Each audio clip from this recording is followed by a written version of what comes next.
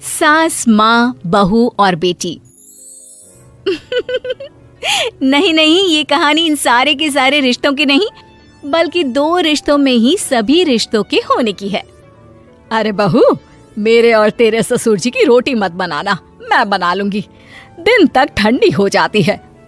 बहू जो कि एक वर्किंग लेडी थी। नहीं नहीं माँ जी, मैं अच्छे से कपड़े में लपेट देती हूँ ना, आप क्यों मेहनत करेंगी, माइक्रोवेव में गर्म कर लेना। अरे नहीं बहू, मेहनत मत कर, वैसे भी ऑफिस में कम मेहनत होती है क्या, जा रहने दे।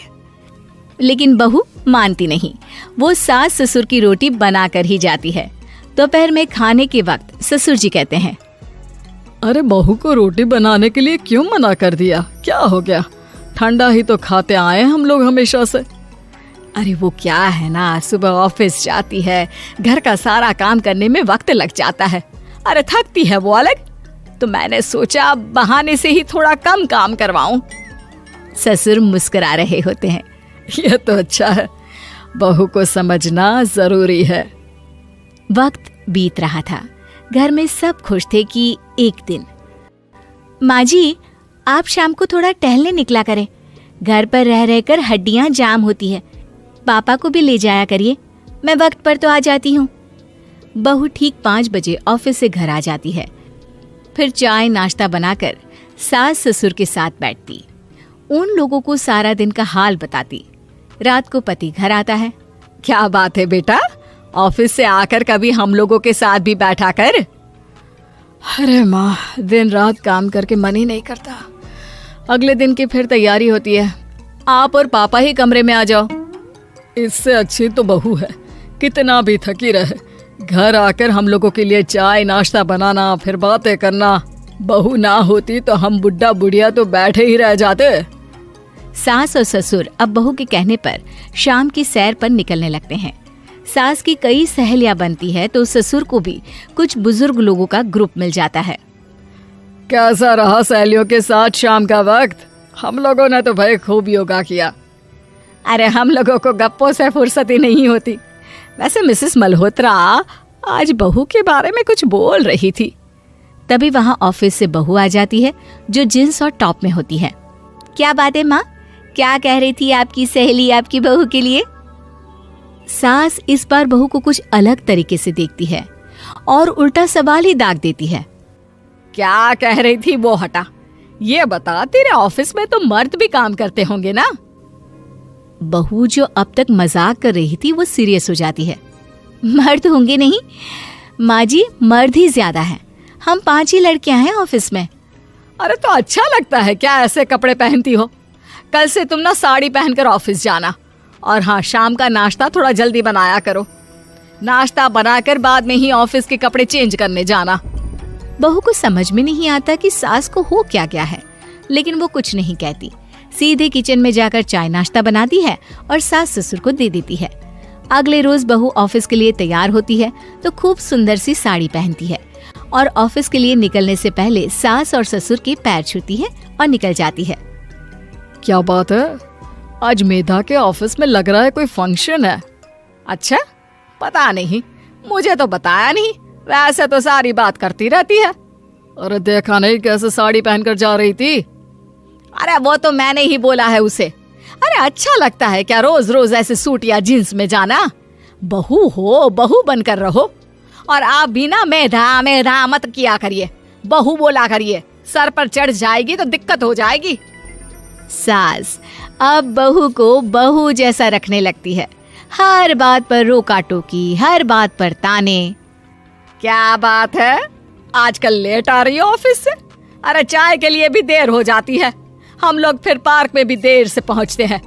सभी की बहुएं वक्त से चाय नाश्ता करा देती है अपने सास ससुर को, बस एक तू ही है जो उस वक्त ऑफिस से निकलती है। माँ जी, वो एक रास्ता पुलिस वालों ने न जाने क्यों बंद कर रखा है, जिसके कारण ट्रैफिक ज्यादा हो जाता है। मैं कोशिश करूंगी कल वक्त से पहले ही निकल जाऊं। ससुर देख रहे होते हैं कि बहू अब परेशान सी रहने लगी है। एक रोज, मेधा, बेटी मेधा। जी पिताजी। बेटा देख जरा कौन सी टी शर्ट अच्छी लग रही है। वो क्या है ना, शाम को सब बदल बदल कर टी शर्ट पहनते हैं, मैं भी सोच रहा हूँ कि आज कुछ अच्छा सा पहन कर जाऊं।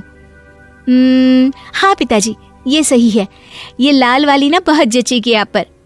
मेरे पापा पर भी डार्क रंग बहुत जचता है। क्या चल रहा है?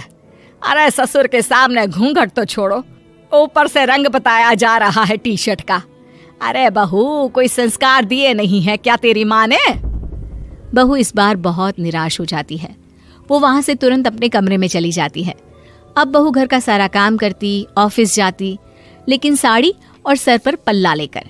एक बार पड़ोसन उनके घर आती है। वाह सुमित्रा बहन, बहू का तो रूप ही बदल दिया। ठीक किया, बहू बहू जैसी ही अच्छी लगती है। अच्छा चलती हूँ मैं। पड़ोसन के जाने के बाद सास बड़ी अकड़ के साथ कहती है, देखा मेरा कमाल, कैसे मैंने मेधा बहू को कंट्रोल में कर लिया। अब बारी ससुर के बोलने की थी। हाँ सुमित्रा, बिल्कुल, ये काम तो किया है तुमने, लेकिन कभी सोचा क्या खो दिया? क्या खो दिया? मैंने तो कुछ नहीं खोया जी। खोया है, पहले बहू जब ऑफिस जाती तुम्हारे पैर छूकर तुम्हें गले लगाती, लेकिन अब सिर्फ पैर छूती है। हाँ जी, ये बात तो आप ठीक बोल रहे हैं।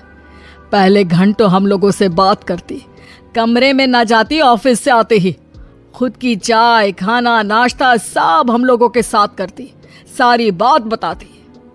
लेकिन क्या तुम्हें पता है, बहू की तबीयत खराब चल रही है, वो माँ बनने वाली है।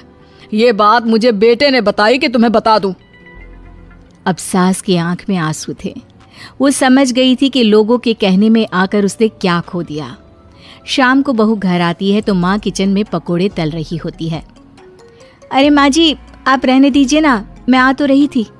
अरे नहीं, जा तू चेंज कर ले, मैं नाश्ता और चाय टेबल पर ही लगा रही हूँ मेधा। सास के मुंह से अपना नाम सुनकर बहू को बहुत अच्छा लगता है। माँ जी, कोई गलती हो गई है क्या? मेरे होते हुए आप काम करे, ये ठीक नहीं है। संस्कारी और समझदार बहू सास को माँ समझती है, लेकिन सास की बेवकूफी उसे सास ही बनाकर रखती है। बहू, मुझे भी थोड़े संस्कार और समझदार बनने का मौका दे, जिससे मैं भी बहू नहीं बेटी को देखूं तुझ में। और हाँ, मेरा होने वाला पोता क्या कहेगा कि दादी ने तो मेरी माँ को बहुत परेशान किया। बहू सास को गले लगा लेती है। नहीं माँ जी, वो कहेगा कि माँ को तो दादी ने बेटी बनाकर रखा है।